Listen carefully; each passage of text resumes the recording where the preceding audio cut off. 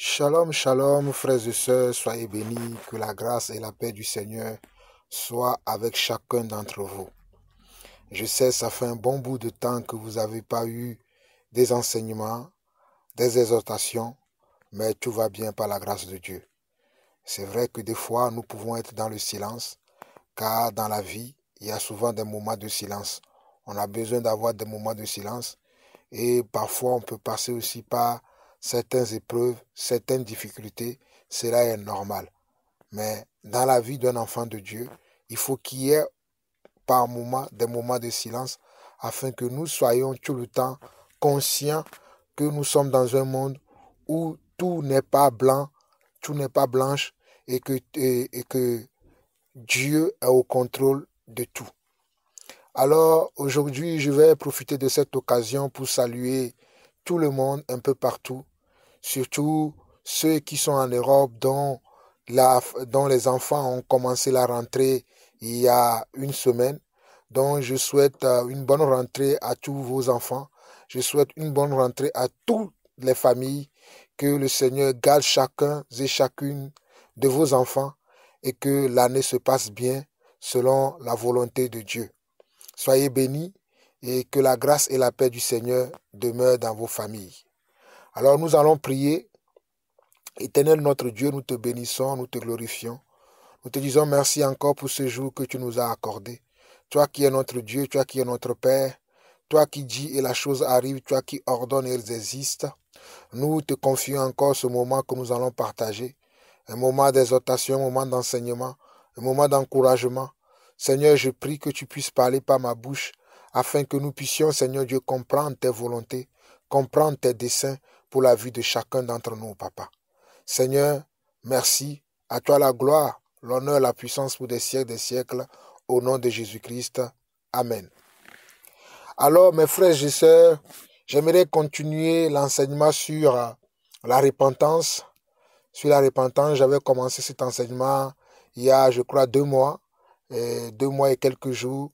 Et entre-temps, j'avais besoin d'exhorter les frères et sœurs par rapport à garder la foi pendant ces temps difficiles, pendant ce temps de Covid-19, pendant ce temps où on parle que du vaccin, pendant ce temps où dans l'église, les gens sont dans la distraction, on s'adonne à beaucoup de choses qui n'ont rien à voir avec la parole. Et c'est pour ça que pendant un temps, je me suis dit, je vais sortir de l'enseignement sur la repentance et exhorter le peuple de Dieu à garder la foi, à garder les promesses de Dieu et à vivre dans les promesses de Dieu sans se poser des questions par rapport à ce que nous voyons dans le monde. Il est normal que ces choses que nous voyons dans le monde aujourd'hui puissent arriver. Mais en tant qu'enfants de Dieu, nous ne devons pas rester dans ces choses, mais nous devons nous focaliser sur les choses que Dieu a promis de faire dans sa parole.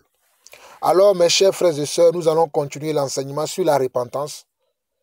Et aujourd'hui, nous allons voir quelques passages encore. Donc, soyez bénis.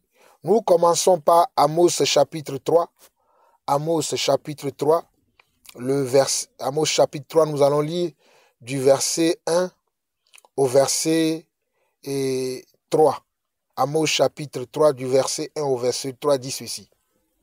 Écoutez cette parole que l'Éternel prononce contre vous, enfants d'Israël, contre toute la famille que j'ai fait monter du pays d'Égypte. Je vous ai choisi, vous seuls, parmi toutes les familles de la terre. C'est pourquoi je vous châtierai pour toutes vos iniquités. Verset 3. 2 hommes marchent-ils ensemble sans être convenus? Le lion rugit-il dans la forêt sans avoir une proie? Alors, dans ce passage d'Amos chapitre 3, que nous venons de lire, du verset 1 à 3, nous voyons que l'Éternel envoie un message aux enfants d'Israël, envoie un message à son peuple qu'il avait précédemment fait sortir d'Égypte et qu'il a ramené à la terre promise. Et ils étaient en train de vivre sur la terre promise, mais ils sont sortis de la parole de Dieu, ils sont sortis des ordonnances, des préceptes et des commandements que Dieu leur a donnés. Alors, Dieu leur envoie ce message pour les prévenir. Parce que avant même qu'ils ne sortent de l'Égypte, Dieu leur avait donné des messages. Que quand ils vont sortir, je vais vous donner des lois, je vais vous donner des commandements, je vais vous donner des ordonnances que vous devez respecter. Quand vous lisez Deutéronome chapitre 6, vous allez voir que Dieu avait donné cette recommandation à Israël, que tu auras qu'un seul Dieu. Tu auras un seul Dieu, il sera ton Dieu. Et il dit, écoute Israël, ton Dieu te parle. Écoute Israël, ton Dieu te parle. Et ton Dieu, tu aimeras ton Dieu de tout ton cœur, de toute ton âme et de toute ta pensée. Donc, on voit que, non, il n'y a pas que ces lois, hein, mais il y a beaucoup de lois que Dieu avait données à Israël. Il y avait beaucoup de choses que Dieu avait dit à Israël, que Israël devait respecter. Dieu avait donné beaucoup de joie. À l'époque, on appelle ça la Torah, le Tanakh. Dans le Tanakh, dans la Torah, il y avait beaucoup de choses que Dieu avait données par Moshe, ou par Moïse ou par Moshe à l'Église. Et quand je dis l'Église, c'est-à-dire aux enfants d'Israël. Et les enfants d'Israël devaient les respecter. Parce que Dieu les avait fait sortir d'Égypte. Et il leur a donné comment? Des lois, des préceptes, des ordonnances à respecter. Voilà pourquoi Dieu dit dans ce passage, écoute cette parole que l'Éternel prononce contre vous, enfants d'Israël. Enfants d'Israël représente enfants de Dieu. Contre toute la famille que j'ai fait monter du pays d'Égypte, contre toute, comment? Toute la famille, c'est-à-dire contre toute l'église que j'ai sauvée. Je vous ai choisi, vous seuls parmi toutes les familles de la terre, c'est pourquoi je vous châtierai pour toutes vos iniquités. Donc il a dit, je vous ai choisi. Comme Dieu nous a choisis, nous aussi, il nous a choisis dans le monde afin que nous soyons ses enfants, afin que nous soyons ses enfants adoptifs. Voilà pourquoi dans le livre de Jean, chapitre 1, le verset 12, il a dit, à tous ceux qui l'ont reçu, il leur a donné le pouvoir de devenir enfants de Dieu. Donc, avant que Dieu ne marche avec nous, il nous a donné des commandements, des préceptes que nous devons comment respecter. Voilà pourquoi dans le verset 3, il dit, deux hommes marchent-ils ensemble sans être convenus? Est-ce que deux personnes peuvent-ils marcher ensemble? Deux personnes peuvent-ils s'associer? Deux personnes peuvent-ils dire que bon, nous allons nous marier sans avoir comment? Un fondement, sans avoir comment? Des règles dans ce partenariat qui va se mettre en place. C'est impossible. Voilà pourquoi il dit, deux hommes marchent ensemble sans être convenus. Avant que deux personnes ne se mettent ensemble, ils se mettent ensemble par rapport à certaines, à certaines règles qu'ils ont mis préalablement en place. Et dans le cas de la parole, dans le cas de Dieu, Dieu nous donne comment? Des commandements à respecter. Dieu nous donne des préceptes à respecter. Dieu nous donne des ordonnances à respecter. Dieu nous donne comment? De l'obéir, de se soumettre à sa volonté, de respecter sa parole et surtout de fuir le péché dans le monde. Dieu veut que nous fuyions le péché. Dieu veut que nous ne restions pas dans les choses dans lesquelles nous étions avant lorsqu'il est venu nous sauver. Voilà pourquoi l'Éternel dit ici, écoutez cette parole que l'Éternel prononce contre vous, enfants d'Israël. Contre toute la famille que j'ai fait monter du pays d'Égypte, je vous ai choisi, vous seuls parmi toutes les familles de la terre. C'est pourquoi je vous châtierai. Je vous châtierai pour toutes vos iniquités. Je vous châtierai pour toutes vos iniquités. Dieu châtie quand il y a comment? L'iniquité. Et Dieu ne veut pas qu'il y ait de l'iniquité. L'iniquité, c'est le péché. L'iniquité, c'est quoi? C'est faire le contraire de la volonté de Dieu. L'iniquité, c'est vivre dans la désobéissance. L'iniquité, c'est de vivre dans la méchanceté. C'est d'enlever Dieu dans sa vie et de faire ce que nous-mêmes, nous décidons. C'est ça ce que Dieu appelle iniquité. Et Dieu ne veut pas que nous vivions dans les iniquités, mais Dieu veut que nous vivions dans sa parole. Dieu veut que nous vivions selon ses commandements. Dieu veut que nous vivions selon ses préceptes. Voilà pourquoi lorsqu'il nous a sauvés, lorsque Dieu nous sauve, c'est-à-dire il nous tire du monde, il nous enlève du monde, il nous donne comment nous devons marcher maintenant, comment nous devons, parler, comment nous devons agir maintenant, comment nous devons nous comporter. Dieu nous l'enseigne.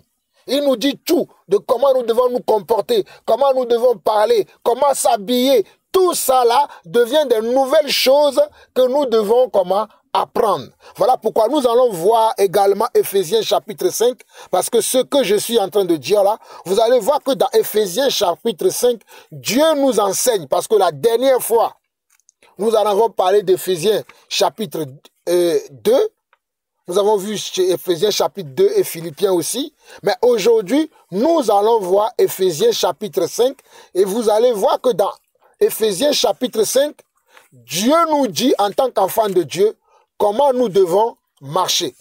Dieu nous dit, en tant qu'enfant de Dieu, comment nous devons marcher. Voilà, dans Éphésiens chapitre 5, nous allons lire du verset 1. Nous allons commencer du verset 1, nous allons nous arrêter au verset 20. Il dit, « Devenez donc les imitateurs de Dieu comme les enfants bien-aimés, et marchez dans la charité, marchez dans l'amour, à l'exemple de Christ qui nous a aimés et qui s'est livré lui-même à Dieu pour nous comme une offrande et un sacrifice de bonne odeur. » Vous voyez, il dit, marchons maintenant comment? Dans la charité, dans l'amour de Dieu.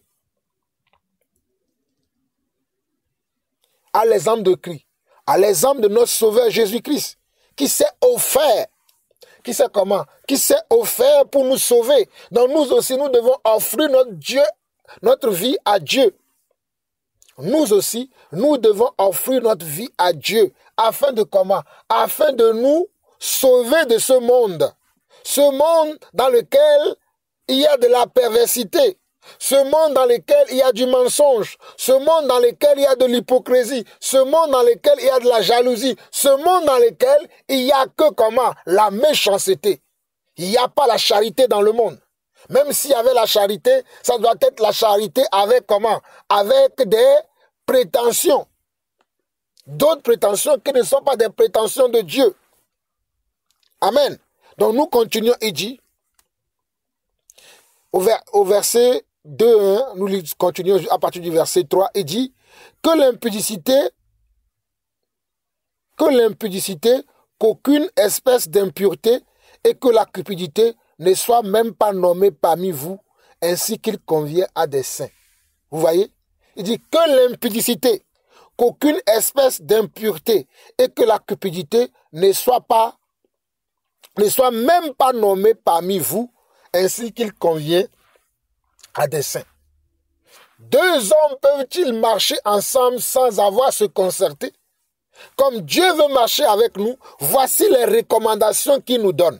Il dit qu'il n'y ait pas au milieu de nous de l'impudicité, de l'impureté, de la cupidité, et même que ces choses-là que je viens de citer ne soient même pas nommées parmi nous. Car cela ne convient pas à des saints. Quand on parle de la sainteté veut dire que nous avons une vie exemplaire.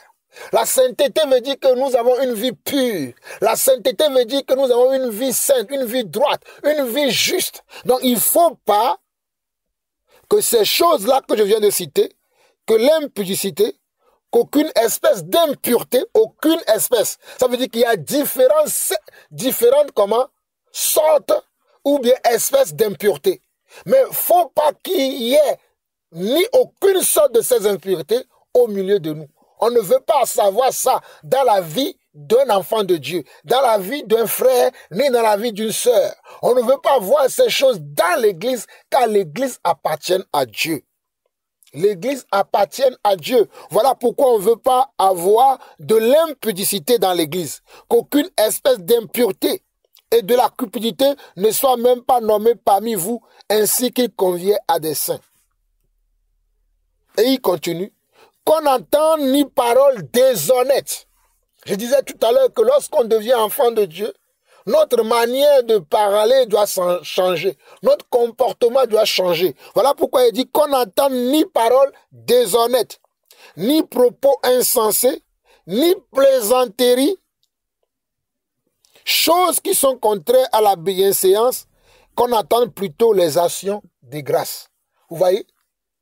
On ne doit pas entendre d'un enfant de Dieu véritable, de quelqu'un qui veut être un enfant de Dieu bien-aimé. On ne doit pas entendre des propos déshonnêtes, des propos insensés, des plaisanteries, des choses qui sont contraires à la bienveillance, à la bienséance.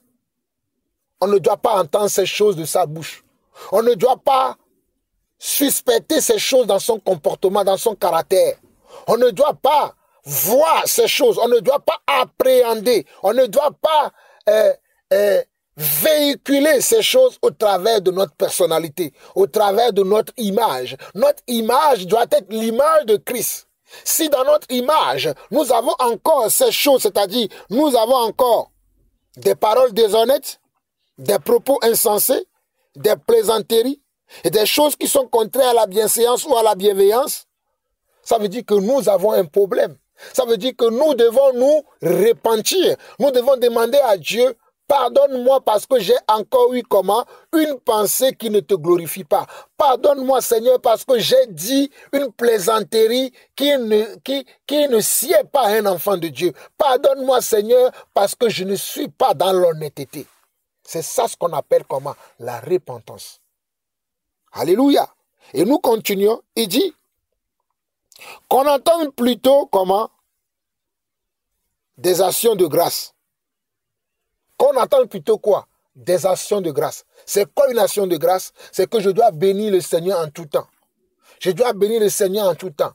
Qu'il pleuve, qu'il neige, que je sois bien ou pas, que je sois en bonne santé ou en mauvaise santé, que j'ai de l'argent ou pas, que j'ai à manger ou pas, en tout temps, en toutes circonstances et à tout moment, je dois être capable de rendre grâce à Dieu.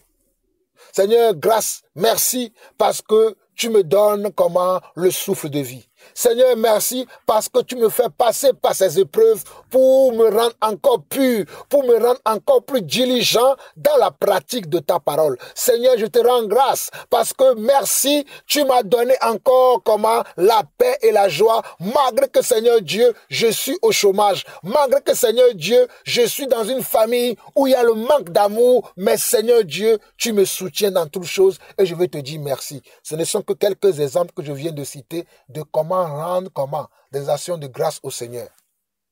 Même si tu viens d'avoir une expulsion, même si tu viens de perdre ton travail, tu viens de perdre ton mari, un enfant, tu viens de perdre ce travail, ce projet là pour lequel tu as beaucoup travaillé, tu dois quand même rendre grâce à Dieu. En toutes circonstances, nous devons rendre grâce à Dieu. Voilà le caractère d'un enfant de Dieu véritable qui veut vivre dans la parole, qui veut vivre dans l'amour de Dieu, selon le plan que Dieu a destiné pour lui. Et nous continuons. Il dit, car sachez-le bien, aucun impudique ou impur ou cupide, c'est-à-dire idolâtre, n'a d'héritage dans le royaume de Christ et de Dieu. Vous voyez? Car sachez-le bien, aucun impudique ou impur ou cupide, c'est-à-dire idolâtre, n'a d'héritage dans le royaume de Christ et de Dieu. Aucun impudique, que personne ne vous trompe, aucun impudique ou cupide, c'est-à-dire idolâtre, n'a d'héritage dans le royaume de Christ et de Dieu. Aujourd'hui, les gens pensent que l'idolâtrie, c'est juste adorer des images, adorer la créature au lieu du Créateur. Mais l'idolâtrie va loin plus que ça. Tu peux idolâtrer ton mari, tu peux idolâtrer ta femme, tu peux idolâtrer ton travail, tu peux idolâtrer tes enfants, tu peux même idolâtrer ton travail. Tu peux idolâtrer tes biens. C'est-à-dire, tu voues tellement un culte à toutes ces choses. Tu prends tellement, tu considères tellement ces choses, tu les mets au-dessus de Dieu, ça devient de l'idolâtrie. Voilà pourquoi je dis que l'idolâtrie, ce n'est pas simplement de s'agenouiller devant une statuette, devant une divinité. Mais l'idolâtrie, c'est aussi donner plus de la considération aux choses que nous possédons sur cette terre ou dans ce monde, ou bien aux choses qui nous sont très importantes. Il y a des gens qui passent trop de temps avec les choses qu'ils possèdent. Ils peuvent passer trop de temps avec leur travail. Ils ne jouent que par leur travail. Donc le travail va prendre la place de Dieu dans sa vie. Il y a d'autres, ce sont leurs conjoints. Il y a d'autres, ce sont leurs enfants. Il met même son enfant au-dessus de Dieu. Mais qui t'a donné cet enfant? Qui t'a donné ce travail? Qui t'a donné ce conjoint? Ce n'est pas Dieu. Alors là, tu ne peux pas mettre toutes ces choses au-dessus de Dieu. Alors c'est une forme d'idolâtrie. La cupidité, c'est quoi? C'est l'amour de l'argent. Mais il y a l'amour de la gloire aussi. Il y a l'amour Il y a l'amour des honneurs aussi. Il y a des gens qui aiment qu'on les honore tout le temps, qu'on les glorifie. Ils veulent prendre la place de Dieu. C'est une forme de cupidité. Ils veulent prendre la place de Dieu. Ils veulent qu'on parle d'eux tout le temps. Ils veulent que tout s'arrête sur eux. Mais il n'y a pas que toi qui vis, mon frère. Il n'y a pas que toi qui vis, ma soeur. Il y a d'autres personnes aussi qui vivent. Donc on ne doit pas se concentrer que sur toi. Mais on doit se concentrer sur le Père. On doit se concentrer sur le Dieu véritable.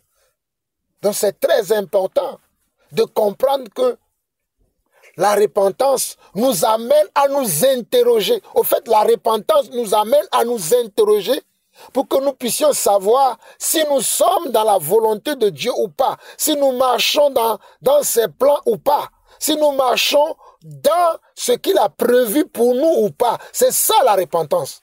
Et la repentance nous permet de nous rapprocher de Dieu, de savoir, de dire à Dieu, oh Dieu, d'après mon examen, je me suis rendu compte que j'étais tourné le dos. Je me suis rendu compte que je ne respecte pas tes préceptes, que je ne t'honore pas, que je ne te glorifie pas. Je me suis rendu compte que je me suis éloigné de toi. Je me suis rendu compte que je m'étais éloigné de tes commandements. Alors pardonne-moi. Voilà la repentance. Je continue. Il dit que personne ne vous séduise pas de vains discours, car c'est à cause de ces choses que la colère de Dieu vient sur les fils de la rébellion. Souvenez-vous d'Amos chapitre 3 que j'ai lu quand j'ai commencé le partage. Il dit que personne ne vous séduise pas de vains discours, car c'est à cause de ces choses que la colère du Dieu vient sur les fils de la rébellion. Donc, dans le monde, nous avons des fils de Dieu rebelles à Dieu. Voilà pourquoi on les appelle les fils de la rébellion. Nous avons des enfants de Dieu rebelles. Les enfants de Dieu rebelles, ce sont ceux qui ne glorifient pas Dieu, ce sont ceux qui n'honorent pas Dieu, ce sont ceux qui ne respectent pas Dieu. Et la Bible dit que personne ne vous séduise, pas de vains discours, car c'est à cause de ces choses que la colère du Dieu vient sur les fils de la rébellion. Que personne ne vous séduise. Que personne ne vous dise le contraire. Que personne ne vous amadoue. Voilà ce que cette phrase veut dire. Il dit que personne ne vous séduise. Cela veut dire que personne ne vous trompe. Que personne ne vous amadoue. Hein? Amadouer, on va vous amadouer pour dire non, c'est rien, c'est normal, tout le monde vit ça. Non, ce n'est pas normal. En tant qu'enfant de Dieu, tu dois te préserver. En tant qu'enfant de Dieu, tu dois donner le meilleur de toi-même. Et tu dois être un enfant de Dieu véritable. Et non un enfant de Dieu qui vit dans l'hypocrisie, qui vit dans le mensonge, qui vit dans l'impudicité, qui vit dans des commérages, qui vit dans les choses déshonnêtes comme nous l'avons vu. Alléluia. Que personne ne vous séduise pas de vains discours, car c'est à cause de ces choses que la colère du Dieu vient sur les fils de la rébellion. N'ayez donc aucune part avec eux. Regardez, on dit, n'ayez donc aucune part avec eux. N'ayez donc aucune part, c'est-à-dire ne participez pas à leurs œuvres, ne participez pas à leurs œuvres, ne participez pas à leurs actions, ceux qui sont des rebelles, ceux qui ne veulent pas honorer Dieu, ceux qui ne veulent pas respecter Dieu, ceux qui ne veulent pas mettre la parole de Dieu en pratique, ne marchez pas avec eux. Ne soyez pas avec eux. Voilà pourquoi il dit, n'ayez donc aucune part avec eux. Ne participez pas à leurs œuvres. Refusez de marcher avec eux. Refusez de composer avec eux. Refusez de traiter avec le péché. Refusez de marcher avec ce genre de personnalité, avec ce genre de personnes qui sont dans le Seigneur, qui se disent enfants de Dieu, mais qui ne vivent pas selon les préceptes de Dieu, mais qui ne vivent pas selon les commandements de Dieu, qui ne pratiquent pas la parole de Dieu. Ils ont l'apparence d'être des enfants de Dieu, ils vont à l'église le dimanche, ils vont prier, ils sont même dans une famille chrétienne, ils sont même nés dans une famille chrétienne, une famille pieuse, mais quand tu vois leur comportement, tu te dis, mais est-ce que ces gens-là sont véritablement des enfants de Dieu? Alors là, Dieu te donne la réponse. Il dit, n'ayez donc aucune part avec eux. Ne marche pas avec eux. Fuis-les, vis loin d'eux. Alléluia. Au verset 8, il dit, autrefois vous étiez ténèbres, et maintenant vous êtes lumière dans le Seigneur. Regardez, autrefois, nous étions ténèbres, autrefois ne connaissant pas Dieu, autrefois n'ayant pas l'Esprit de Dieu, autrefois n'ayant pas la sagesse et l'intelligence de Dieu, nous étions dans les ténèbres, nous étions dans le mensonge, nous étions dans l'hypocrisie, nous étions dans la jalousie, nous étions dans la fornication, nous étions dans l'apparence trompeuse. Nous étions comment? Des hypocrites qui aiment montrer qu'on est bien au dehors, mais au-dedans, nous étions mal. Voilà pourquoi il nous dit au verset 8, « Autrefois vous étiez ténèbres, et maintenant vous êtes lumière dans le Seigneur. Marchez comme des enfants de lumière. » Marchons comme des enfants de lumière. Les enfants de lumière, ce sont ceux qui marchent dans la sainteté. Ce sont ceux qui ont pour objectif la sanctification de l'âme, de l'esprit et de la pensée. Je dis, ce sont ceux qui ont pour objectif la sanctification de l'âme, de la chair et des pensées. Amen. Nous devons avoir cette pratique tout le temps, tous les jours et en tout temps. C'est-à-dire nous sanctifier. C'est-à-dire pratiquer la justice de Dieu. Pratiquer la parole de Dieu. C'est-à-dire fuir le péché et rester tout le temps en conformité avec notre esprit, c'est-à-dire avec la parole de Dieu, avec la vérité de Dieu. Au verset 9, il va dire, « Car le fruit de l'esprit consiste en toutes sortes de bonté, de justice et de vérité. » Vous voyez? Car le fruit de l'esprit, si je dis que j'ai reçu l'esprit de Dieu, si je dis que je suis habité par l'Esprit de Dieu, ça veut dire que je suis habité par Dieu. Comment dis-tu que tu es habité par Dieu et tu fais des choses comme si tu es habité par le diable? Autrement, tu n'es pas habité par Dieu. Parce que si tu es habité par Dieu, tu ferais les choses que Dieu fait. Parce que Dieu ne fait que de bonnes choses. Dieu n'agit que par la charité, car Dieu est charité. Dieu est amour. Elohim, Hachem est amour. Le Dieu de Moshe, le Dieu de Moïse est amour. Alléluia. Le Dieu de Jacob est amour, Jacobo. Le Dieu de Jacob est amour. Et donc, si tu dis que tu as le Dieu d'Abraham, d'Isaac et de Jacob, le Dieu de Daniel est ton Dieu, toi aussi tu dois être amour. Et tes actes doivent être différents de ceux-là qui n'ont pas Dieu dans leur vie. De ceux-là qui n'ont pas l'Esprit de Dieu dans leur vie. Car Dieu est esprit. Et qu'il faut que tout ce qui l'adore aussi en esprit et en vérité. Dieu est esprit. On n'adore pas Dieu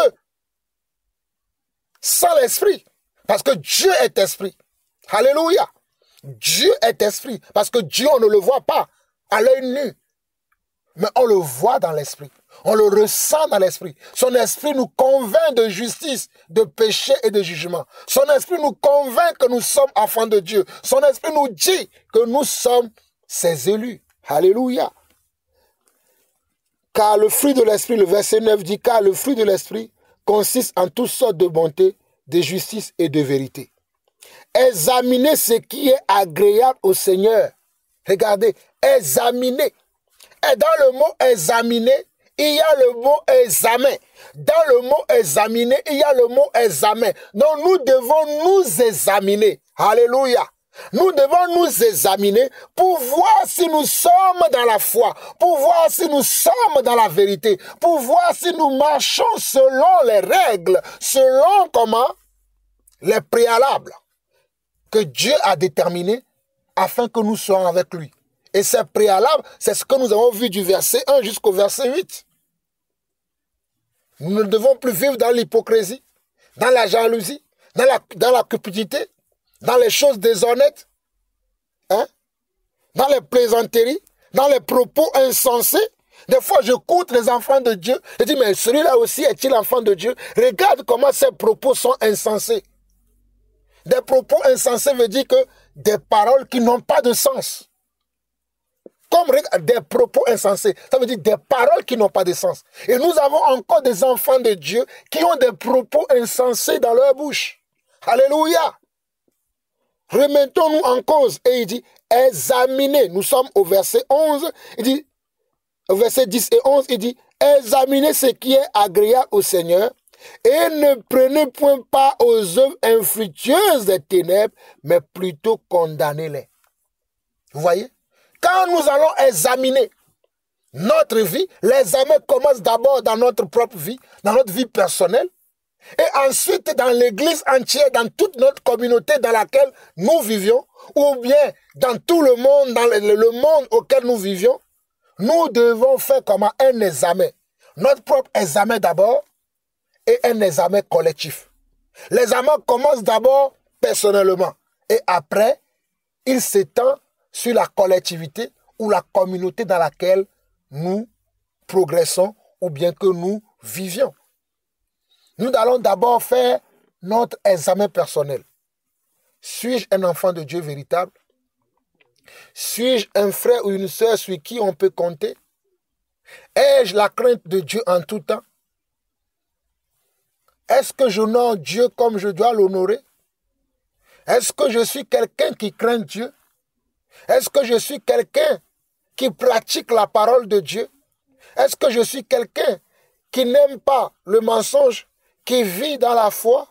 Une fois que j'ai fait tout cet examen personnel de moi-même, alors je vais voir dans la communauté dans laquelle j'évolue, l'église dans laquelle j'évolue, le milieu dans lequel j'évolue ou le milieu auquel j'appartiens. Je dois voir qu'est-ce qui est pratiqué, qu'est-ce qui est dit, qu'est-ce qu'on fait dans ce milieu. Est-ce que ce qu'on fait dans ce milieu ressemble à ce que la Bible dit?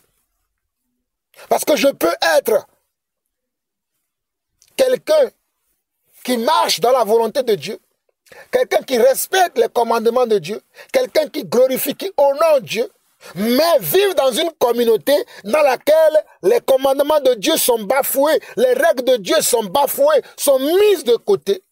Alors si je suis dans cette communauté et que moi aussi j'évolue dans cette communauté, malgré que moi-même personnellement je respecte les commandements, les ordonnances et les préceptes de Dieu, parce que j'appartiens à une communauté dans laquelle les lois de Dieu sont mises de côté, alors je participe à leur péché. Voilà pourquoi il dit ici, et ne participez pas aux œuvres infructueuses des ténèbres, mais plutôt condamnez-les.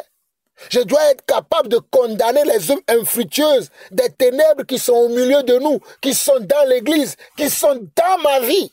Je dois m'auto-condamner d'abord. J'ai menti. Seigneur, pardonne-moi parce que j'ai menti. Et je condamne le mensonge dans ma vie. Toi, esprit de mensonge, je te chasse de ma vie. Je ne veux plus que tu viennes m'embêter. Je ne veux plus mentir. Aujourd'hui, je crie à Dieu. Je dis, Seigneur, voilà mon péché. J'ai menti devant toi. Je suis tout le temps dans le mensonge. Mon cœur est attaché au mensonge. Mais aujourd'hui, je crie à toi. Car tu dis, si tu confesses tes péchés, je suis là pour te les pardonner. Alors voilà mon péché, papa. Mon péché de mensonge, je le confesse devant toi. Et je te demande, Seigneur, que tu m'aides, que tu me délivres totalement du mensonge. Je veux recevoir de toi aujourd'hui ma délivrance par rapport au mensonge, par rapport à la gloutonnerie, par rapport à la fornication. Au nom de Jésus, papa, merci parce que tu me délivres. Voilà quelqu'un qui s'examine et qui condamne ses œuvres dans sa vie et qui ne les répète plus. Alléluia. On a dit plutôt condamnez-les.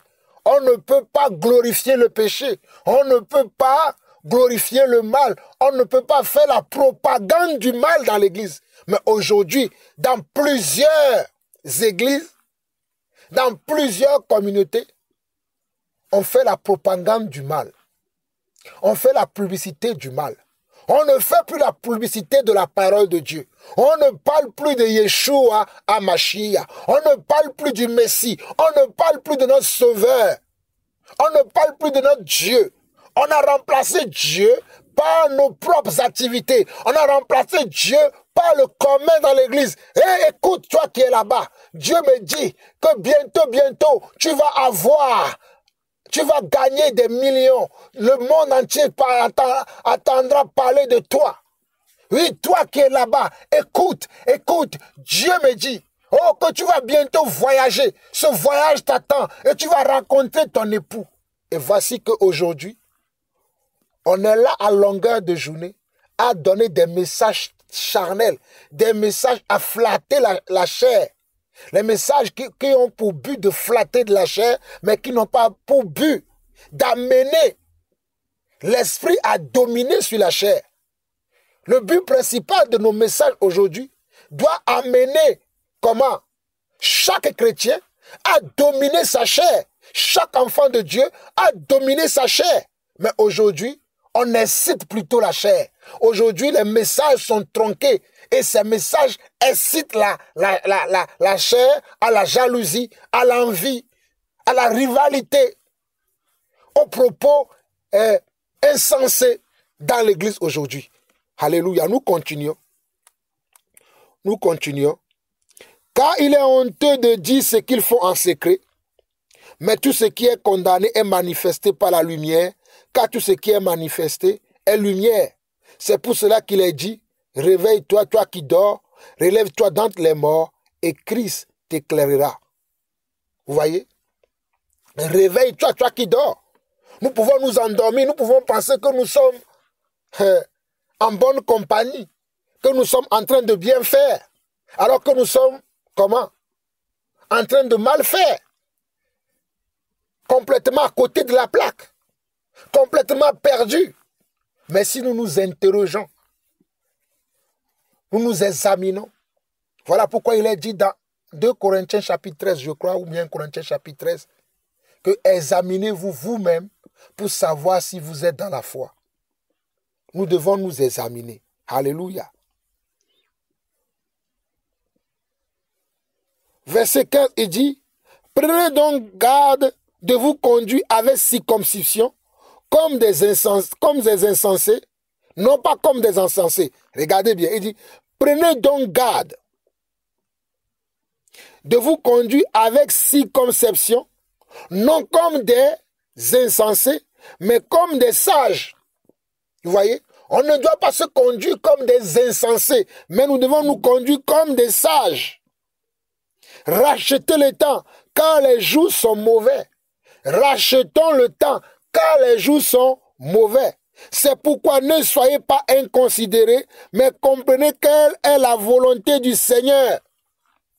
C'est pourquoi ne soyons pas comme inconsidérés, comme si Dieu ne nous considère pas, comme si Dieu ne nous garde pas, comme si Dieu ne nous préserve pas. Dieu fait tout ça pour nous. Mais qu'est-ce que nous devons faire maintenant? Nous devons être sages. Nous devons faire violence à la chair. Si nous dormons, nous devons nous réveiller afin de voir la volonté de Dieu s'accomplir dans notre vie. Voilà pourquoi il dit encore, ne vous enivrez pas de vin, c'est de la débauche. Ne soyez pas comment? Dans l'ivresse. L'ivresse comment? Des boissons alcoolisées. Tu bois des boissons alcoolisées outre mesure. Non. Il faut se faire plaisir. Oui, d'accord. Mais tu ne dois pas être dans l'ivresse. Car l'ivresse va te faire oublier ton état. Il y a des gens qui sont dans l'ivresse aujourd'hui et ils oublient leurs états. Voilà pourquoi il dit comment? Ne vous enivrez pas de vin, cédez la débauche. Soyez au contraire remplis de l'esprit. Alors toi, tu dois demander Dieu, remplis-moi de l'esprit. Je vais être rempli de ton esprit. Je vais être rempli de ta sagesse. Je vais être rempli de ton comment? De ton esprit. En tout temps, je vais être dans ton esprit. Papa, je veux être le matin dans ton esprit. Le midi dans ton esprit. Le soir dans ton esprit. Toute la journée, je vais être dans l'esprit. Tous les jours que tu fais, éternel mon Dieu, garde-moi dans l'esprit. Que je sois tout le temps dans l'esprit. Que je ne sois pas dans la chair. Car selon Galates chapitre 5, que je vous conseille de méditer, la chair a des désirs contraires à l'esprit, et l'esprit aussi a des désirs contraires à la chair. Alors Seigneur, moi je vais être rempli de l'esprit. Je vais être rempli de l'esprit afin que mes désirs soient tout le temps des désirs de l'esprit. Si je ne suis pas rempli de l'esprit, je vais avoir les désirs de la chair. Galates 5, 22. Je vais avoir les désirs de la chair. Et les désirs de la chair, ce sont les rivalités, les querelles, les envies, les jalousies, les excès de table, l'impudicité, le mensonge, les rapines. Toutes ces choses-là, ce sont comment? Les désirs de la chair. Galates 5, 22. Alléluia. Il est très important que je comprenne que moi, je dois vivre dans l'esprit. Car l'esprit a des désirs qui sont de l'esprit, qui vont t'amener à être spirituel. Alors que la chair va t'amener à avoir des désirs qui vont faire que tu vas être charnel. Et les charnels n'hériteront pas le royaume de Dieu. Mais ce sont les spirituels. Ce sont ceux qui adorent leur Dieu en esprit et en vérité. Et comment on peut adorer Dieu en esprit et en vérité? En étant dans sa parole. Car sa parole est esprit. Voilà pourquoi Jésus-Christ a dit, mes paroles sont esprit et vie. La parole de Dieu est esprit et vie. Si tu vis dans la parole de Dieu, alors tu seras esprit et la vie aussi. Voilà le secret. Celui qui décide de vivre dans la parole de Dieu devient spirituel. Alléluia. Il va vivre au-dessus de tout parce qu'il est spirituel. L'esprit domine sur tout. Mais si tu ne veux pas vivre dans la parole de Dieu, tu ne pourras pas avoir l'esprit de Dieu. Parce que la parole, c'est le Houa de Dieu. Alléluia. C'est l'esprit de Dieu. La parole, c'est le Houa de Dieu. C'est l'esprit de Dieu. Et elle vient habiter en toi. La parole vient habiter en toi, afin que tu sois la parole de Dieu, afin que lorsque tu parles, lorsque tu agis, partout où tu vas parler, et toute parole qui va sortir de ta bouche sera une parole spirituelle. Sera une parole spirituelle et non charnelle. Alléluia. Alléluia. Il continue. Soyez au contraire remplis de l'esprit, entretenez-vous par des psaumes, par des hymnes et par des cantiques spirituels, chantant et célébrant de tout votre cœur les louanges du Seigneur. Vous voyez, nous devons nous entretenir par des psaumes, des hymnes, des cantiques spirituels.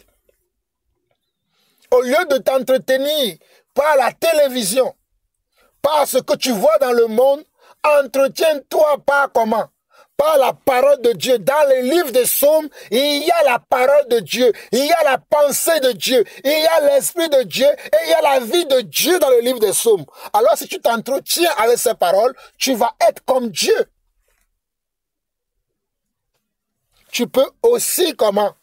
T'entretenir avec des cantiques spirituels.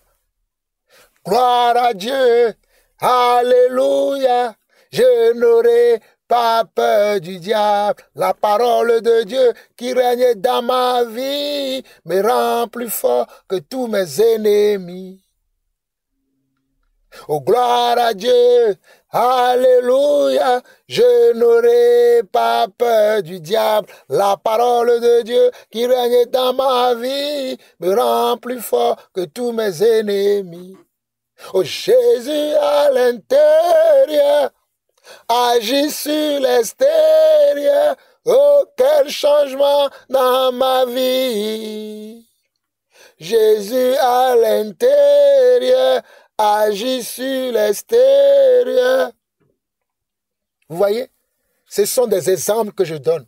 Apprendre à chanter des cantiques spirituels, pas des cantiques charnels. Il y a des cantiques que nous écoutons, mais qui ne sont pas des cantiques spirituels. Ce sont des cantiques charnels, parce que ce sont des chants des cantiques que les charnels ont composés.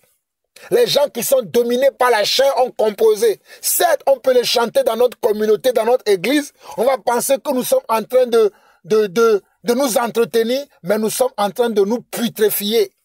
Nous sommes en train d'ouvrir encore d'autres portes à l'ennemi afin de nous envahir encore plus. Parce que nos cantiques ne sont pas à l'image et à la gloire de Dieu. Donc c'est très important de chercher ces choses-là. Alléluia. Nous continuons. Il dit, rendez continuellement grâce pour toutes choses à Dieu le Père, au nom de notre Seigneur Jésus-Christ, vous soumettant les uns aux autres dans la crainte de Dieu. Vous voyez, nous devons rendre continuellement grâce à Dieu. Nous devons rendre continuellement grâce à Dieu. Nous ne devons pas nous arrêter de rendre grâce à Dieu. Nous devons continuellement rendre grâce à Dieu. Il dit, rendez continuellement grâce à Dieu. Oh Seigneur, merci. Parce que j'avais pensé que tu n'étais pas dans ma vie. Mais Seigneur, je me rends compte que tu es là. Même si des fois, Seigneur Dieu, je t'oublie et que je passe à côté de tes bienfaits, à côté de ta parole, tu es toujours là pour me rappeler ce que tu fais dans ma vie. Tu es toujours là pour me rappeler que je suis ton fils. Il y en a des enfants de Dieu qui doutent de l'amour de Dieu. Non, tu dois rendre continuellement grâce à Dieu. Tu dois être conscient que Dieu t'aime. Car la Bible déclare, Jean 3,16, car Dieu a tant aimé le monde qu'il a donné son fils. Dieu a tant aimé le monde qu'il a donné. Donc Dieu t'a tant aimé, toi qui m'écoutes, où que tu sois. Ne doute plus de l'amour de Dieu. Certes, tu as des épreuves. Certes, tu es malade. Certes, on t'a annoncé que des mauvaises nouvelles. Mais tu es aimé de Dieu. Dieu t'aime, mon frère. Dieu t'aime, ma soeur. Je peux te l'assurer. Même moi-même qui vous parle, ces derniers temps, j'ai vécu beaucoup de choses, beaucoup d'épreuves. Mais je ne remets jamais en cause l'amour de Dieu pour moi. Parce que je sais que Dieu m'aime. Peu de personnes peuvent vivre ce que je vis et avoir encore la joie de prier, la joie de louer le Seigneur, la joie de partager son cœur avec le Seigneur, la joie de parler encore du Seigneur. Il y a des gens qui vont dire, oh, ce Dieu-là existe réellement et je vis dans telle situation, il ne fait rien. Il ne va même plus faire aucun cas de Dieu dans sa vie. Même si tu lui parles de Dieu, il va dire, cause toujours, tu m'intéresses. Laisse-moi tes baratins là. Arrête-moi ton histoire là. Il va avoir un dégoût pour Dieu. Comment tu peux avoir un dégoût pour Dieu? Tu dois avoir un dégoût pour Satan. Tu dois avoir un dégoût pour ta vie dans la chair. Tu dois avoir un dégoût pour comment? Pour le monde. Et avoir le goût pour Dieu. Et avoir du bon goût pour Dieu. Hein? Tu dois avoir du bon goût pour Dieu. Parce que Dieu va te nourrir. Parce que Dieu va te faire du bien. Parce que Dieu est là pour nous faire du bien. Parce que Dieu ne fait que du bien. Regardez dans Genèse chapitre 1. On dit que au commencement, la terre était comment? Vide. Il y avait comment? Les ténèbres sur la terre. Il y avait comment? Les ténèbres sur la terre. Et Dieu dit que la lumière soit. Et la lumière fut. Et Dieu vit que cela était bon. Alléluia. Et Dieu vit que cela était bon. Au préalablement, il y avait les ténèbres.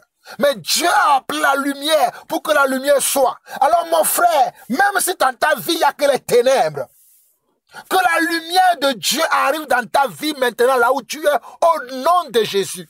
Appelle toi-même la lumière de Dieu. Dis que je sais que là où il y a les ténèbres, Dieu amène la lumière.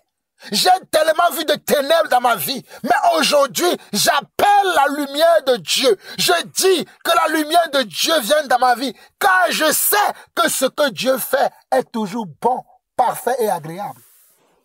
Je veux voir ça dans ma vie aujourd'hui. Et tu le verras, car il te sera fait selon ta foi. Donc même ton manque de foi, ton manque de considération pour Dieu est un péché pour lequel tu dois te repentir. Même ton manque de considération, ton manque de confiance pour Dieu, je l'ai dit dès le départ de cet enseignement, que beaucoup d'entre nous, nous manquons même de confiance en Dieu. Et le fait que nous manquons de confiance en Dieu, ça aussi c'est un péché. Ce n'est pas parce que tu traverses des difficultés, ce n'est pas parce que dans ta vie par moment, il y a des ténèbres dans ta vie, tout est sombre autour de toi, tout paraît difficile, tout paraît qu'il n'y a pas, tout paraît comme s'il n'y a pas d'issue, que Dieu n'est pas là. Si Dieu est là, c'est même parce que Dieu est avec toi que tu vis ça. Souvenez-vous de Moshe, souvenez-vous de Joseph. Alléluia. Joseph avait le plan de Dieu sur sa vie. Il rêvait comment Dieu a fait des choses dans sa vie. Mais Joseph passait comment par des épreuves douloureuses. Mais il avait toujours gardé confiance en Dieu. Alors mon frère, c'est ça la vie de repentance. Nous devons nous repentir. Nous devons sortir de toute forme de péché. Nous devons sortir de toute forme de compromission, de sédition. Voilà pourquoi il dit que personne ne vous séduise par de vains discours. Qu'on ne vous séduise pas, qu'on vous dise la vérité. Il y a beaucoup d'entre nous, nous avons été séduits. Nous avons été comment? Séduits. Alors que Dieu n'aime pas la sédition. Voilà pourquoi Dieu nous dit que personne ne vous séduise. Vous devez refuser la sédition et accepter la parole de Dieu telle qu'elle est. C'est très important. Nous devons refuser cela. Nous devons le refuser. C'est très important. Refuse la sédition. Que personne ne te séduise. Voilà pourquoi dans 2 Chroniques 7, verset 14, il dit, si mon peuple, sur lequel est invoqué mon nom, s'humilie et cherche ma face, moi je fais quoi? Je serai des choses. Si mon peuple, sur lequel est invoqué mon nom, s'humilie, prie et cherche ma face, et s'il se détourne de ses mauvaises voies, je les exaucerai des cieux, je lui pardonnerai son péché et je guérirai son pays. Vous voyez? Il dit, si mon peuple, sur lequel est invoqué mon nom, c'est nous qui sommes le peuple de Dieu, nous qui avons reçu, nous qui avons accepté de marcher avec Dieu, d'être appelés enfants de Dieu, d'être adoptés par Dieu. Nous sommes devenus maintenant le peuple de Dieu. Nous sommes devenus des Juifs. Nous sommes maintenant devenus des enfants d'Israël, nous aussi. Alors Dieu dit, dans 2 Chroniques 7, le verset 14, « Si mon peuple sur lequel est invoqué mon nom, alléluia, quel nom? Le nom de Yeshua, le nom de Yahvé, le nom d'Adonai, le nom de Dieu de Jacob, alléluia, d'Abraham. » Vous comprenez? Alors il dit, si mon peuple là s'humilie. Oh, j'aime la parole de Dieu. J'aime la parole de Dieu. J'espère que vous comprenez que nous devons nous humilier. Et l'humiliation fait partie aussi de comment? De la repentance.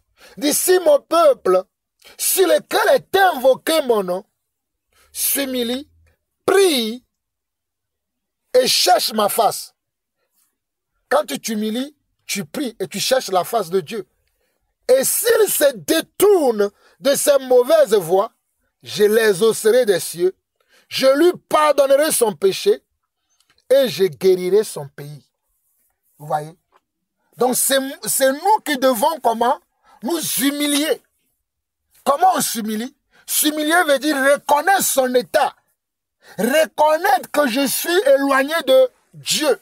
Reconnaître que ce que je fais n'a rien à voir avec la volonté, avec la parole, avec l'esprit de Dieu. Car la parole de Dieu, je l'ai déjà dit, est esprit et vie. Donc si ce que tu fais, on ne voit pas, on ne sent pas l'esprit dans ce que tu fais, ça veut dire que tu es dépourvu de l'esprit de Dieu. Si on dit que tu es dépourvu de l'esprit de Dieu, ça veut dire que tu es dépourvu de la parole de Dieu. Tu n'es pas habité par la parole de Dieu. La parole n'est pas en toi. Au commencement était la parole. La parole était avec Yeshua, avec Dieu. Et Yeshua était Dieu. Et la parole était Dieu. Alléluia. Et l'esprit était Dieu. L'esprit c'est quoi? La parole. La parole c'est Dieu. Amen. Donc c'est la parole que nous devons travailler. C'est la parole que nous devons travailler dans notre vie. C'est-à-dire que notre vie ressemble à la parole. Quand on voit la parole et on voit notre vie, qu'il n'y ait pas de différence. Et s'il y a la différence, alors je dois m'humilier. Je dois dire, Seigneur, non, ce n'est pas normal que la parole dise ça et que moi je sois comme ça. Alors Seigneur, s'il te plaît, change-moi. Je te demande pardon de ne pas avoir obéi à ta parole. Je te demande pardon parce que j'ai désobéi. Je te demande pardon parce que j'ai fait le contraire de ce que tu attends de moi. J'ai raté le but. Je n'ai pas fait ce que tu veux. Mais aujourd'hui, je reconnais mon état. Et je me détourne de ce péché qui m'enveloppe si facilement. Je me détourne de ce mal qui m'enveloppe si facilement. Je me détourne de ces choses qui m'amènent à douter de toi, qui m'amènent à ne pas avoir confiance en toi, qui m'amènent à ne pas considérer tes voies, qui m'amènent à ne pas rester dans la paix. Je me détourne de ces choses aujourd'hui et je me tourne vers toi. C'est ça la repentance. Je me répands, je m'humilie parce que le nom de Dieu, est invoqué sur ma vie. Le nom de Dieu est invoqué sur ma vie. Alors, je vais prier en m'humiliant et dans mon comportement, je fais quoi? Je vais enlever tout ce qui ne glorifie pas Dieu dans ma vie. Je vais les enlever. C'est ça, se détourner de ces mauvaises voies. Je me détourne de tout ce qui ne glorifie pas Dieu dans ma vie. Alors le psaume 106 dit, « Louez l'Éternel car il est bon, car sa miséricorde dure à toujours. Qui dira les hauts faits de l'Éternel? Qui publiera toute sa louange? Heureux ceux qui observent la loi, qui pratiquent la justice en tout temps. Éternel, souviens-toi de moi dans ta bienveillance pour ton peuple. Souviens-toi de moi en lui accordant ton secours, afin que je voie le bonheur de tes élus, que je me réjouisse de la joie de ton peuple et que je me glorifie avec ton héritage. » Verset 6. Nous avons péché comme nos pères. Nous avons commis l'iniquité, nous avons fait le mal. Nos pères en Égypte ne furent pas attentifs à tes miracles. Ils ne se rappelaient pas la multitude de tes grâces.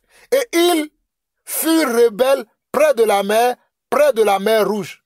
Mais il les sauva à cause de son nom pour manifester sa puissance. Vous voyez? Regardez ce que le psaume 106 dit et c'est là où nous allons nous arrêter aujourd'hui. Nous continuerons une prochaine fois.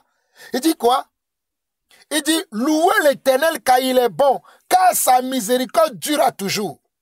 Qui dira les hauts faits de l'Éternel? Qui publiera toute sa louange? Il dit, heureux ceux qui observent la loi. Celui qui observe la loi veut dire quoi? La parole. Celui qui observe la parole, il est comment? Il est heureux. Non, mon frère, ne me dis pas le contraire. Ma soeur non plus, ne me dis pas le contraire. Celui qui observe la parole, la loi, est heureux. Ou est heureuse. Celui qui pratique la justice en tout temps. Éternel, souviens-toi de moi dans ta bienveillance pour ton peuple. Éternel fait quoi? Souviens-toi de moi. Souviens-toi de moi en lui accordant ton secours. En m'accordant quoi? Ton secours. Afin que je voie le bonheur de tes élus. Que je me réjouisse de la joie de ton peuple. Et que je me glorifie avec ton héritage. Il y a un héritage pour les enfants de Dieu. Il y a un héritage avec les élus de Dieu. Il y a un héritage pour ceux qui observent la parole de Dieu. Il y a un héritage. Cet héritage, c'est quoi? C'est tout le temps la bonne santé. C'est tout le temps la guérison. C'est tout le temps la paix. C'est tout le temps la joie. Il y a un héritage. Tu es heureux. Celui qui est heureux, c'est celui qui observe la parole de Dieu. Et il se souvient. David se souvient, le psalmiste se souvient. Il dit au verset 6, « Nous avons péché comme nos pères. » Il rentre comment? Dans un esprit de repentance. Il dit, « Nous avons péché comme nos pères. Nous avons commis l'iniquité. Nous avons fait le mal. » Il se remet en cause. Il n'est pas en train de justifier son péché. Mais il veut comment? Demander la faveur, la grâce. Il prie. Et il veut s'humilier. Comme ce que nous avons lu tout à l'heure dans 2 Chroniques 7, verset 14. Il dit, nous avons péché. Là, nous sommes dans le psaume 106, le verset 6. Il dit, nous avons péché comme nos pères. Nous avons commis l'iniquité. Nous avons fait le mal. Nos pères en Égypte ne furent pas attentifs à tes miracles. Ils ne se rappelaient pas à la multitude de tes grâces. Et ils furent rebelles près de la mer Rouge. Mais il les sauva à cause de son nom pour manifester sa puissance. Il menaça la mer Rouge et elle se dessécha. Et il les fit marcher à travers les abîmes comme dans un désert. Il les sauva de la main de celui qui les haïssait. Il les délivra de la main de l'ennemi. Les eaux couvrirent leurs adversaires. Il n'en resta pas un seul.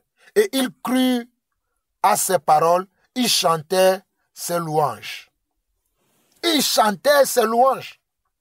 Verset 13. Mais ils oubliaient bientôt ses œuvres. Ils n'attendirent pas l'exécution de ses desseins. Il fut saisi de convoitise dans le désert. Et il tentait Dieu dans la solitude. Il leur accorda ce qu'ils demandaient. Puis il envoya le dépérissement dans leur corps. Ils se montraient dans le camp jaloux contre Moïse, contre Aaron, le saint de l'Éternel. La terre s'ouvrit et engloutit Dathan, et elle se referma sur la troupe d'Abiram. Le feu embrasa leurs troupes, la flamme consuma les méchants. Il fit un veau en Horeb plutôt. Ils se prosternaient devant une image de fonte. Ils échangeaient leur gloire contre la figure d'un bœuf qui mange l'herbe. Ils oubliaient Dieu, leur sauveur, qui avait fait de grandes choses en Égypte. Des miracles dans le pays de Cham, des produits sur la mer Rouge, et il parla de les exterminer. Mais Moïse, son élu, se tint à la brèche devant lui pour détourner sa fureur et l'empêcher de les détruire. Donc dans ce psaume, David veut louer l'Éternel. En comment? En se rappelant comment? Des merveilles de Dieu. En se rappelant de tout ce que Dieu a fait. En commençant par ses ancêtres. En commençant par ses aïeuls. Et il était aussi en train de se confesser. Je vais m'arrêter là, vous allez lire vous-même chez vous. En même temps, il était en train de se confesser, de se repentir, de demander à Dieu que Dieu lui accorde sa grâce. Et il fait des supplications. Parce que quand vous allez arriver à la fin, je vais vous lire quelques passages de la fin, je vais m'arrêter. Verset 45, il dit, il se souvint à leur faveur de son alliance, il eut pitié selon sa bonté, et il incita pour eux la compassion de tous ceux qui les retenaient captifs. Sauve-nous, Éternel notre Dieu, et rassemble-nous du milieu des nations, afin que nous célébrions ton saint nom, et que nous mettions notre gloire à te louer. Béni soit l'Éternel, le Dieu d'Israël, d'éternité en éternité, et que tout le peuple dise Amen. Louez l'Éternel. Vous voyez, la finalité, c'est que nous louons tout le temps l'Éternel. La finalité, c'est que nous restions dans les louanges de Dieu. La finalité, c'est que nous respectons les ordonnances de Dieu. En nous humiliant et en lui rappelant que c'est lui qui est le véritable, c'est lui qui est l'Adonai, c'est lui qui est le Zébaoth, c'est lui qui est le Tout-Puissant, et que nous ne sommes rien, en lui rappelant les merveilles qu'il a fait dans notre vie, en lui rappelant les merveilles qu'il a déjà fait sur la terre, et en confessant comment nous avons été rebelles envers lui. Et nous devons nous détourner de cette forme de rébellion. Il ne doit plus avoir de rébellion dans notre cœur. Il ne doit plus avoir encore des choses qui sont contraires à sa volonté dans notre vie. Et nous devons chanter ces cantiques, le célébrer et le louer pour que sa paix, sa vie soit tout le temps sur nous. Voilà la vérité de l'Éternel. Voilà la grâce de Dieu. Voilà comment Dieu veut que nous demeurions dans la repentance. Dans un esprit de repentance. C'est d'abord que nous comprenions que lorsque nous péchons, nos péchés qui sont nos iniquités, vont faire que la gloire de Dieu va s'écarter de nous, va s'éloigner de nous. Et que Dieu va nous punir, comme nous l'avons vu dans Amos 3. Il va nous châtier. Mais, si nous nous soumettons volontairement à sa parole, à ses promesses, à ses commandements, à ses préceptes, il nous sauve et il nous épargne de tous les fléaux dont il va frapper les rebelles, dont il va frapper ceux qui ne l'obéissent pas, ceux qui ne l'honorent pas, ceux qui ne l'honorent pas. Nous, il ne nous va pas nous frapper parce que nous sommes repentis et que nous marchions dans ses voies. Et nous devons être capables aussi de condamner les œuvres infructueuses des ténèbres. Nous devons être capables de condamner, c'est-à-dire de ne pas participer aux œuvres des ténèbres, aux œuvres qui ne glorifient pas Dieu. En tant qu'enfants de Dieu, nous ne devons pas participer à ces choses. Nous devons être capables de ne pas nous retrouver dans ces choses. Nous devons être capables de ne pas nous mêler à ces choses. Mais nous devons avoir tout le temps à l'esprit la reconnaissance, les actions de grâce, la louange. Et nous devons tout le temps avoir la foi et dire à Hachem notre Dieu, à Adonai notre Dieu, merci pour tout ce que tu fais. Même si des fois, nous pouvons ne pas comprendre certaines choses, ne pas être d'accord avec certaines situations qui se passent. Mais ce n'est pas nous qui déterminons, c'est Dieu qui détermine tout. Alors mes frères et sœurs, je m'arrête là aujourd'hui. Soyez bénis, soyez encouragés, que là où moi je n'ai pas pu aller dans cet enseignement, les points que je n'ai pas peut-être touchés aujourd'hui, que Dieu m'aidera à toucher plus tard, que lui-même vous aide lorsque vous allez commencer à écouter cet enseignement, à aller vers ces points, afin que vous ayez tout le temps un esprit de repentance, afin que vous soyez tout le temps dans la repentance. Qu'il vous aide à améliorer votre intimité avec lui, qu'il vous aide à être des enfants de Dieu dignes de lui, des enfants de Dieu qui l'honorent, des enfants de Dieu qui les craignent, des enfants de Dieu qui mettent en pratique sa parole, des enfants de Dieu qui lui fait honneur. Que sa paix, sa joie demeure sur chacune de vos vies. Nous vous aimons comme vous aussi, vous nous aimez. Et n'oubliez pas, le Seigneur nous aime. N'oublions pas, le Seigneur nous aime. Malgré la dureté de la vie, malgré les circonstances que nous vivons dans le monde entier aujourd'hui, Dieu nous aime. Dieu nous aime. Dieu nous aime. Éternel notre Dieu, nous te bénissons, nous te rendons la grâce pour ce moment que nous avons partagé. Merci pour ta parole que tu nous as encore donnée aujourd'hui. Que cette parole soit gravée dans nos cœurs et dans nos pensées, afin que nous puissions marcher tous les jours selon cette parole, que nous ne soyons pas des auditeurs oublieux, que nous ne soyons pas ceux-là qui sont des rebelles, mais que nous soyons ceux-là qui, par la foi et par la soumission à ta parole, marchent tout le temps dans l'esprit, Papa. Merci, Père, pour ce moment. À toi la gloire, l'honneur pour la puissance, l'honneur et la puissance pour des siècles. Au nom de Jésus-Christ, nous avons ainsi prié. Amen. Shalom, shalom à tous. À très très bientôt. Que la paix du Seigneur soit avec chacun d'entre nous. À bientôt. À bientôt. Shalom.